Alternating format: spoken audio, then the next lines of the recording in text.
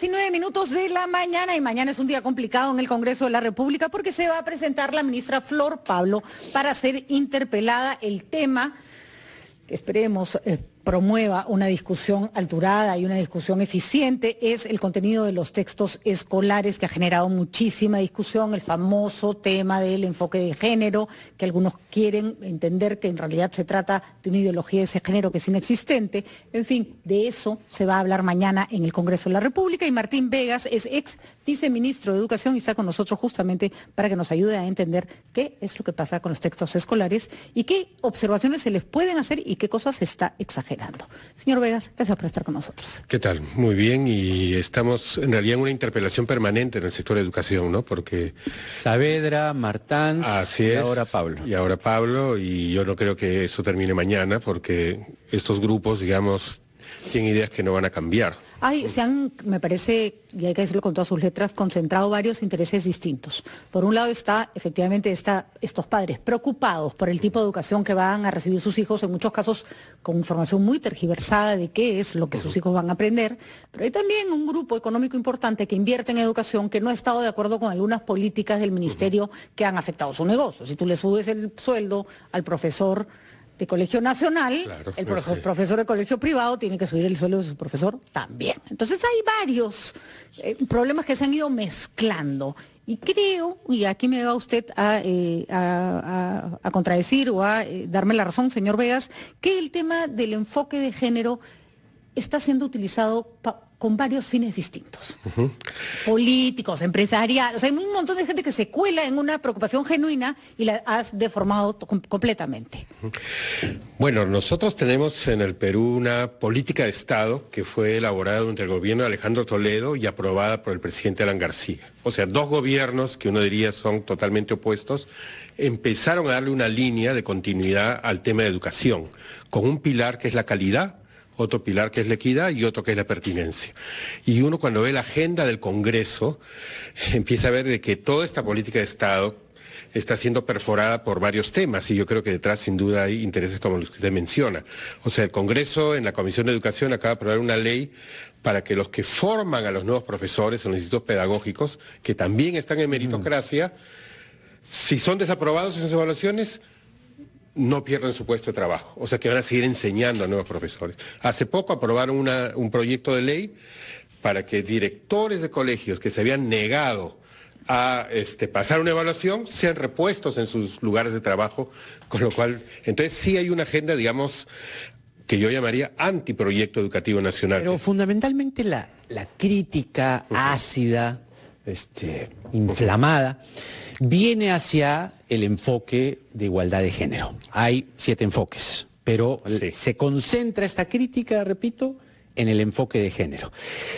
El presidente Vizcarra, hace algunas semanas, en un mensaje a la Nación más o menos extenso, dijo que él no toleraba la colocación de estos links, que es lo que gatilla esta nueva temporada, digamos, de interpelación al sector de educación. Él dijo que se iba a investigar hasta lo último. Usted, digamos, ¿conoce algo al respecto? Usted ha sido viceministro de Educación. Sí, y ahora integro el Consejo Nacional de Educación y estamos con mayor razón a aún. Estas situaciones. ¿Quién metió los links?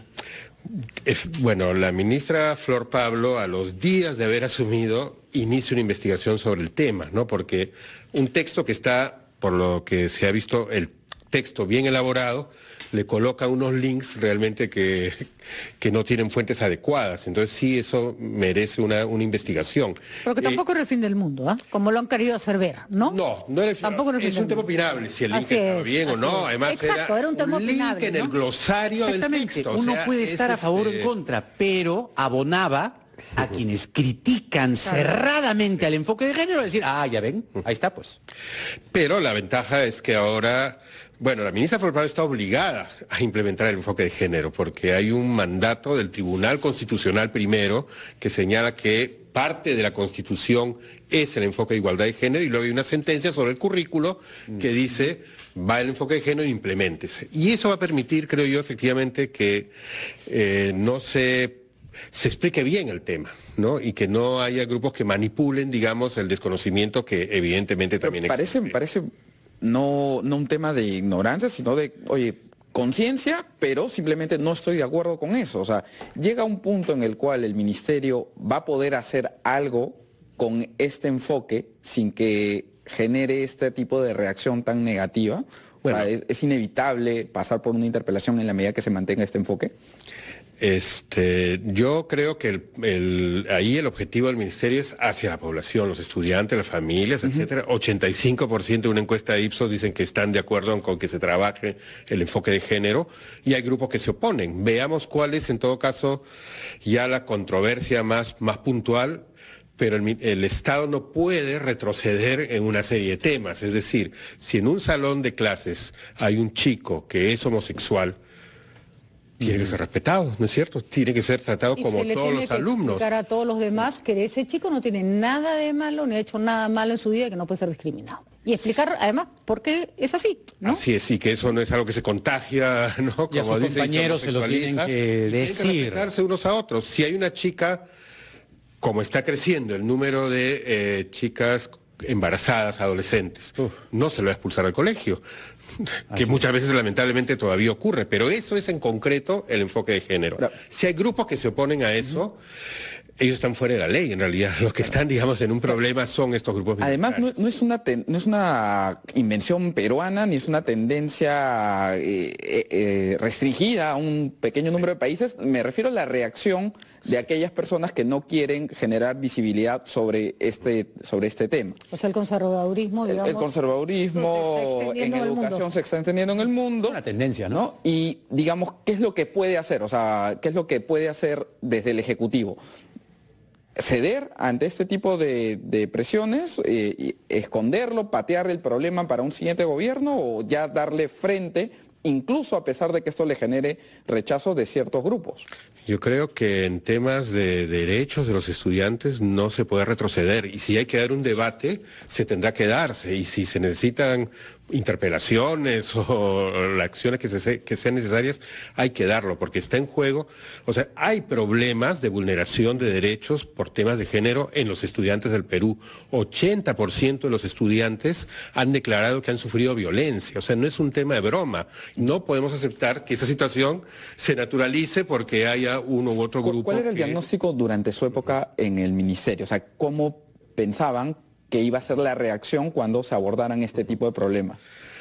Bueno, yo estuve entre el año 2011 y 2014. Recibimos textos de educación sexual integral realizados, digamos, en el gobierno anterior, o sea, el presidente Alan García y el anterior Alejandro Toledo, desde la educación inicial. O sea, hay una línea de lo que se llama educación sexual integral que en el Perú se ha venido realizando. Hubo un nivel de debate, ¿no? Siempre, digamos, pero no se llegó a este extremo. Y además hay que recordar que en el Perú los estudiantes reciben 2 horas de educación religiosa todas las semanas, desde primero grado de primaria hasta quinto de media. O sea, las voces, digamos, religiosas que se pueden oponer tienen un espacio en el currículo nacional que incluso... Claro. Que en muchos países eso no debiera ni existir, porque el Estado no es confesional. Ahora, pero digamos, ahora hay colegios que te dan la opción de decir religión o ética. Pero lo que pasa es que acá, siempre termina... particulares, no públicos. No, el currículo nacional tiene 2 competencias. Y te puedes exonerar, pero siempre eres estigmatizado porque es que raro, que no quiere religión, en fin. Ahora hay una pregunta que le hemos hecho a la ministra, me gustaría saber su opinión técnica. ¿Por qué el Estado hace textos escolares? Gasta un montón de plata en hacer textos, y al ser el Estado el autor del texto, eso va a generar siempre una reacción de ustedes quieren concientizar a mi hijo. Los colegios privados cuentan con una oferta editorial enorme que está hecha de acuerdo con el currículo nacional, es decir, ahí no puede haber algo distinto de lo que el ministerio pide, y los colegios escogen los textos en conversación con los padres de familia. ¿No sería esa una manera, por lo menos, de quitarse la mitad del problema de encima? Sí, hasta ahora el argumento ha sido costos, ¿no? O sea, cuando el Estado compra, en la escala que compra, un texto de secundaria vale 5 soles, 4 soles, contra 40, 60, 80 soles del texto particular. Pero yo creo que la ministra ha nombrado una comisión de alto nivel muy plural, y ese es el punto de quiebre que debe darse, porque desde el punto de vista técnico, hoy día el debate es, ¿debe haber un texto único? O sea, el estudiante debe recibir y en público y privado. Un texto del editorial En estos tiempos. En estos tiempos, cuando hay Más, 40 discúlpese, fuentes, lo más señor útil Vegas, sería... el texto es carísimo porque les hago de llenarlo de colores y chiches. Un texto bien hecho, austeramente, puede ser perfectamente, bajarle con los costos enormemente, y también es un volumen enorme el que van a tener que hacer, porque la matrícula escolar del colegio público es enorme, Sí. ¿no? Yo creo que lo más útil ahí sería que en el salón de clases haya una biblioteca con 5 textos de tal autor, de tal editorial, de la otra, etcétera, y el chico compara e investigue. Y no solo el texto escolar, porque hay autores, digamos, que en secundaria ya tienen que leer. Lo que reclaman, en mi época hacíamos diálogos con adolescentes, lo que ellos reclaman son más contenidos. Dentro del pliego hay preguntas en donde cuestionan términos o referencias históricas. Es decir, están cuestionando hasta la misma historia por quién ha sido narrada. Eso se podría solucionar, por ejemplo, si es que abrimos las fuentes, ¿no? Así es. Así es. Entonces, por ejemplo, el otro gran tema es el tema del terrorismo.